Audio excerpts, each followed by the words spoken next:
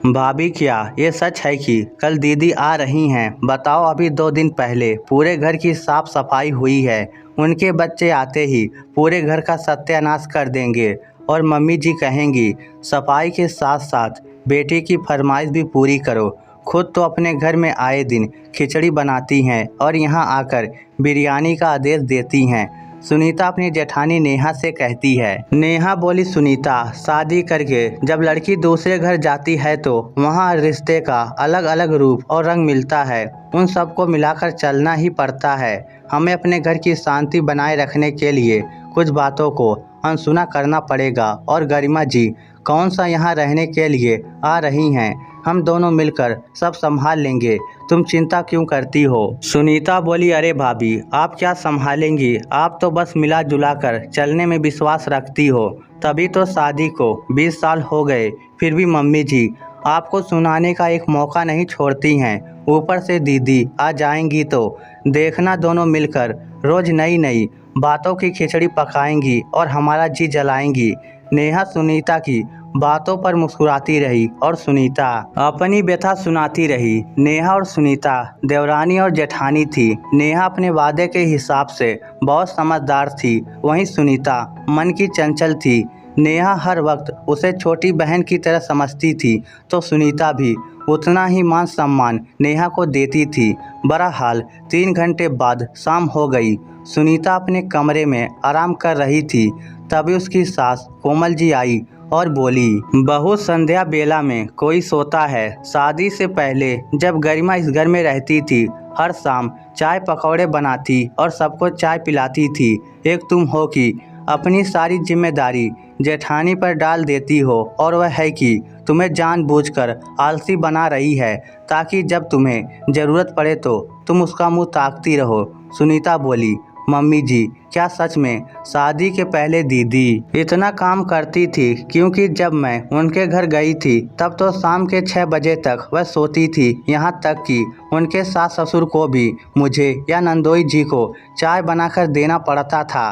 और जहाँ तक बात भाभी की है, वह हर रोज़ मुझे कुछ ना कुछ सिखाती हैं। आप भाभी और मेरी बात तो रहने दीजिए, आप चलिए, मैं सबके लिए चाय बनाती हूँ। सब चाय पी रहे थे। कोमल जी बड़ा बेटा विनोद को बोली, पता है तुम्हारे भांजे और भांजी तुम्हारी तारीफें करते नहीं थकते। कह रहे थे इस बार मामा के घर जाएंगे तो खूब सारी शॉपिंग करेंगे।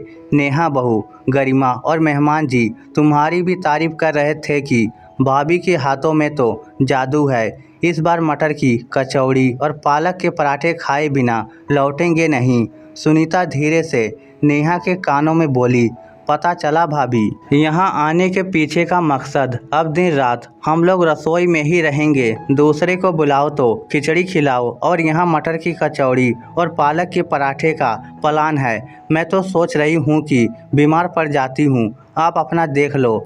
नेहा ने सुनीता को आंखें दिखाई और चुप रहने का इशारा की तो कोमल जी बोली, क्या हुआ बहू, देवरानी जेठानी में क्या खुसुर फुसुर हो रही है? अरे ननद के आने की खुशी चेहरे पर दिख ही नहीं रही है क्या? जब अपने मायके जाती हो तो तुम लोगों की भाभी का चेहरा भी ऐसे ही पीला पड़ जाता है।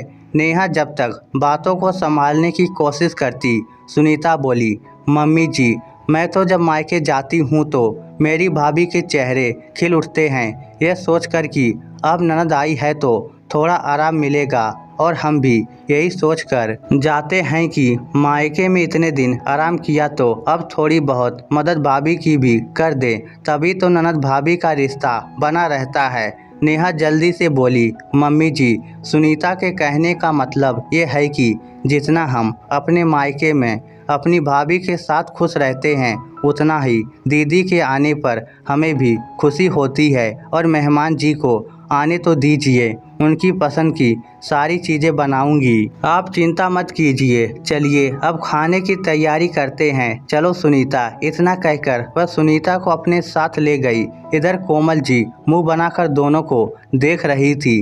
रसोई में जाकर सुनीता बोली, भाभी, आप क्यों मुझे वहाँ से ले आई? दीदी ने आज तक मम्मी जी की सेवा नहीं की होगी जितनी सेवा आप करती हैं। फिर वह आपसे और मुझसे प्यार से बात क्यों नहीं कर सकती। नेहा बोली, सुनीता धीरज रखो, जिस दिन उन्हें एहसास होगा कि हमारा प्यार मतलबी नहीं है, क्योंकि हम तो अपना सब कुछ छोड़कर उनके साथ रहने आए हैं और ये एहसास उन्हें जवाब देकर या झगड़ा करके नहीं दिलाया जा सकता। सुनीता बोली, आप कहना क्या चाहती हैं, मैं समझी नहीं।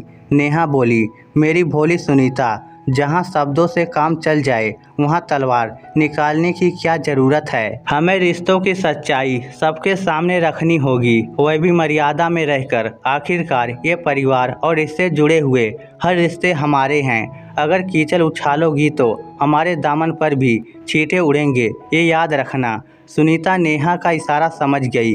करीब एक हफ्ते बाद गरिमा अपने मायके आई। आते ही तंज कसना शुरू किया, भाभी क्या इतनी भी फुर्सत नहीं मिलती कि अपनी ननद का हाल चाल ही पूछ ले। अपने मायके तो कभी फ़ोन करना नहीं भूलती होगी। कोमल जी बोली, सही कह रही हो, वह तो मैं हूँ कि इस घर में जो दिन रात तुम्हें याद करती हूँ, वरना तो दिन भर दोनों के हाथों में फ़ोन रहता है। नेहा मुस्कुराकर बोली, दीदी आप हमें खुद को बोलने कहाँ देती हो जो फ़ोन करके आपको याद करें। कोई एक दिन ऐसा नहीं जाता जब मम्मी जी आपकी बात नहीं करती हैं, और मम्मी जी कभी हमारा भी पक्ष लेकर देखिए, निराशा हाथ नहीं लगेगी। सुनीता चाय पानी लेकर आई तो गरिमा बोली, बस चाय पानी से ही काम चलाओगी। जब हमारे घर आई थी तो कितनी खातिरदारी हुई थी, क्या भूल गई। सुनीता नेहा की तरफ देखी तो नेहा ने इशारों में ही उसे चुप रहने को कहा। हर रोज़ नेहा और सुनीता छोटी छोटी बातों को अनसुना कर रही थी। जो सास कुछ रोज पहले खाने के टेबल पर प्यार से बात करती थी, वह ननद के साथ मिलकर खाने में भी नुस्ख निकालने लगी थी। 2 दिन बाद नेहा ने मटर की कचौड़ी बनाई।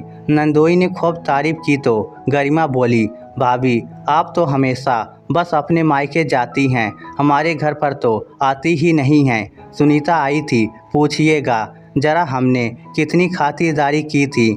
सुनीता मुस्कुराकर गरिमा के पति को बोली, मेहमान जी याद है ना, हर शाम में दीदी को सर दर्द हो जाया करता था और फिर हमें खाना बनाना पड़ता था। इतना कहकर दोनों हंसने लगे, जिसकी वजह से मेहमान जी को पत्नी की डांट झेलनी पड़ी थी। सास बोली, छोटी बहू तुम आजकल कुछ ज़्यादा ही बोलने लगी हो, क्या ज़रूरी था मेहमान के सामने ये सब कहना। सुनीता बोली, मम्मी जी ये अच्छा है, भाभी बड़ी हैं, उनके साथ दीदी और मेहमान जी सब मजाक कर सकते हैं, और मैं तो छोटी हूँ तो क्या ननद नंदोई से मजाक भी नहीं कर सकती। ये तो दोहरा व्यवहार हुआ। इतना कहकर नाराज सुनीता वहाँ से चली गई। 2-3 दिन तक नेहा और सुनीता घर भी संभालती और नए नए व्यंजन भी बनाकर खिलाती थी।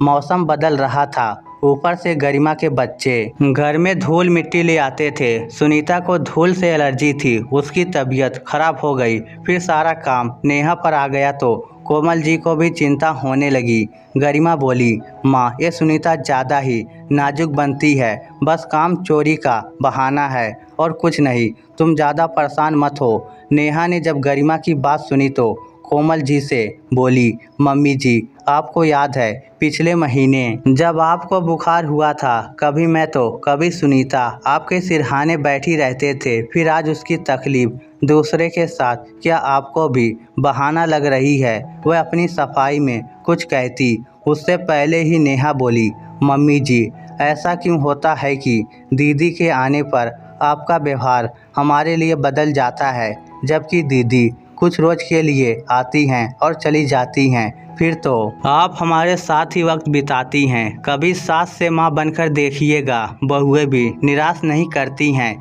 इतना कहकर नेहा सुनीता के कमरे में चली गई। गरिमा बोली, माँ आपको नहीं लगता सुनीता के संगत में बड़ी भाभी भी ज़्यादा बोलने लगी हैं। कोमल जी बोली, चुप करो गरिमा, एक तो वह बेचारी बीमार है और दूसरी पूरा घर संभाल रही है, अभी भी तुम्हें यही सब सूझ रहा है। मुझे प्रमोद ने सब कुछ बताया था। जब वह लोग तुम्हारे घर गए थे, एक दिन भी तुमने ढंग से खाना बनाकर नहीं खिलाया, बल्कि वहाँ भी सुनीता ही सबको बनाकर खिलाती थी। यहाँ मदद करने की बजाय तुम मेरी बहू का मजाक उड़ा रही हो। तुमसे ये उम्मीद नहीं थी। इतना कहकर कोमल जी भी सुनीता के कमरे में चली गई।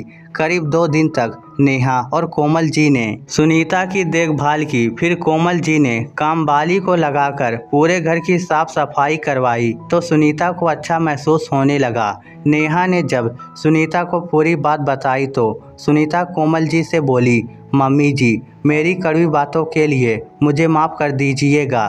भाभी सच कहती थी, लड़ाई झगड़े से रिश्तों की कड़वाहट मिटाई नहीं जा सकती है, बल्कि और दूरियां बढ़ जाती है। कोमल जी बोली, बहू माफ़ तो तुम दोनों मुझे कर दो कि बेटी के आते ही मैं तुम सबका प्यार भूल गई। गरिमा आगे बढ़कर बोली, मैं आप दोनों भाभीियों से अपने बर्ताव के लिए माफ़ी चाहती हूँ। आप लोगों में कितनी एकता है ये देखकर मुझे समझ में आ गया कि रिश्ते वह मोती हैं जिन्हें एक धागे में पिरोकर रखना चाहिए। इस स्टोरी को लेकर आपकी क्या राय है नीचे कमेंट करके हमें ज़रूर बताइएगा। धन्यवाद।